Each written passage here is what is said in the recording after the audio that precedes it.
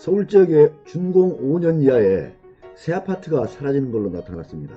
작년 말 새 아파트의 비중이 10.4%였던 것이 올해 말에는 10%를 깨고 9.6%까지 하향된 것으로 나타났습니다. 30대, 40대가 새 아파트를 선호하는데 정비사업 규제로 공급이 위축되는 것으로 나타났습니다. 민간 분양가 상한제가 겹치게 되면 새 집값이 자극을 받아서 더 오를 것으로 예상이 되고 있습니다. 안녕하십니까, K부동산 월드입니다. 서울의 집값이 여러가지 규제 정책으로 인해서 변동 상황이 많이 일어나고 있습니다. 그런데 정부의 규제 정책으로 인해서 재건축 재개발이 위축이 됨으로써 5년 이내에 새 아파트들이 공급이 위축되고 있습니다. 새 아파트들이 부족해지면서 아파트 가격이 급상승하고 있는 것으로 나타났습니다. 현재 서울에서는 새 아파트의 비중이 올해 말 기준으로 10%를 깨고 9.6%까지 떨어진 것으로 나타났습니다. 그런데 새 아파트를 선호하는 연령층은 30대 그리고 40대의 맞벌이 부부가 선호를 많이 하는 것으로 그렇게 나타나서 향후에도 계속 새 아파트에 대한 선호도는 떨어지지 않고 증가할 것으로 보여집니다. 특히 민간 분양가 상한제가 겹치면서 이러한 새 집값의 가격은 자극을 받아 더욱더 상승할 가능성이 많다, 이렇게 예측이 되고 있습니다. 그러면 다음에는 도표를 통해서 설명을 드리도록 하겠습니다. 서울 지역에 5년 이내에 새 아파트가 공급이 위축되면서 금값이 되어가고 있다. 앞으로 신축 아파트의 가격은 계속 더 올라갈 것으로 그렇게 예상이 되고 있습니다. 주택 수요 전망을 살펴보게 되면 인구가 줄어도 2042년까지는 주택 수요가 계속 늘 것으로 예상이 되고 있습니다. 1인 2인 가구가 577만 가구가 증가할 것으로 예상이 되고 있고요. 향후에는 소형 가구, 신규 주택 수요가 계속 늘어날 것으로 그렇게 예상이 되고 있습니다.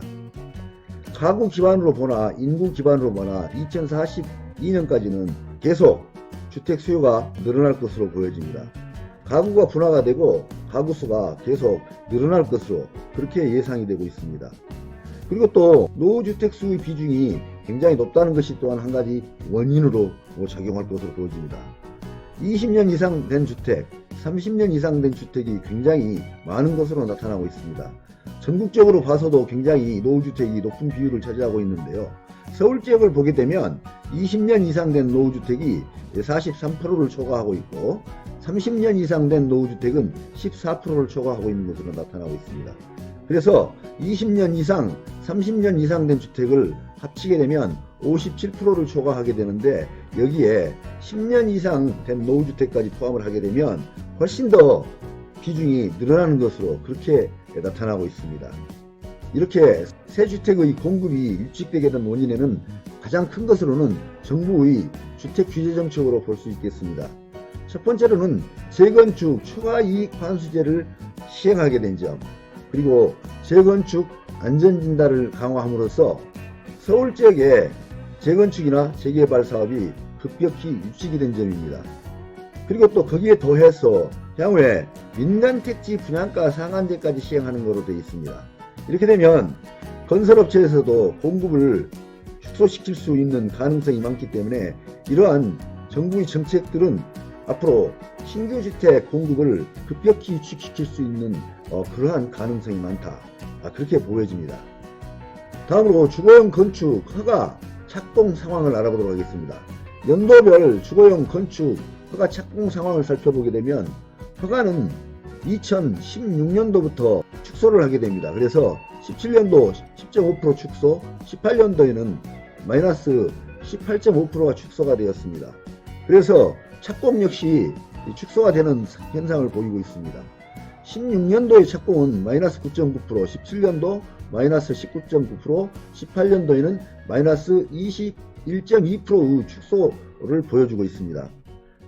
그래프를 통해서 보게 되면 16년도부터 계속 줄어들고 있음을 보여주고 있습니다.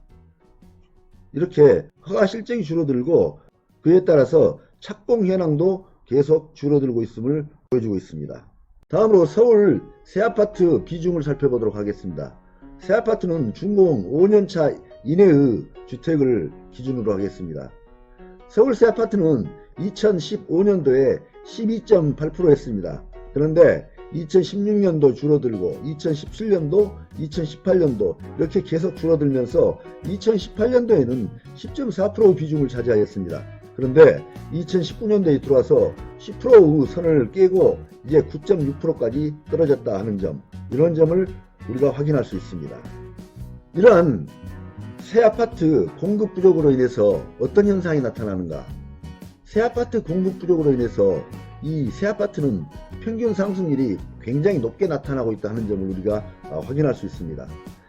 입주 연차별 아파트 매매가 평균 상승률을 살펴보게 되면 전체 평균이 3.1%, 입주 5년 이하의 상승률이 8.2%, 6년에서 10년짜리가 1.7%, 10년 초반 아파트는 1.8%, 이러한 상승률을 보여줌으로써 새 아파트는 6년에서 10년 차가 보여주는 1.7%의 상승률을 뛰어넘어서 거의 4배 이상인 8.2%의 상승률을 보여주고 있습니다. 이렇게 5년 이내에 새 아파트는 구주택보다도 훨씬 더 많은 상승률을 보여주고 있습니다. 8.2%의 상승률을 보여줌으로써 서울 지역의 새 아파트는 일반 구주택보다는 4배 이상의 상승률을 보여줬다는 걸 우리는 확인할 수가 있습니다. 그런데 향후에 정부의 규제정책, 그러니까 재건축 초과이익 환수제, 재건축 안전진단 강화, 그리고 민간택지 분양가 상한제까지 겹쳐서 새 아파트의 공급은 계속 위축될 것으로 보여집니다. 이렇게 계속 새 아파트의 비중이 줄어들고 현재 30대, 40대 맞벌이들의 가장 선호되는 주택인 새 아파트가 계속 부족하게 되면 가격도 역시 계속 상승할 가능성이 많다, 이렇게 예측을 해볼 수 있겠습니다. 아파트를 구입하시고자 하는 분들께서는 이러한 부분들을 잘 검토를 해보시고 매수 결정을 하셔야 할 것으로 보여집니다. 감사합니다. 많은 도움이 되시길 바랍니다.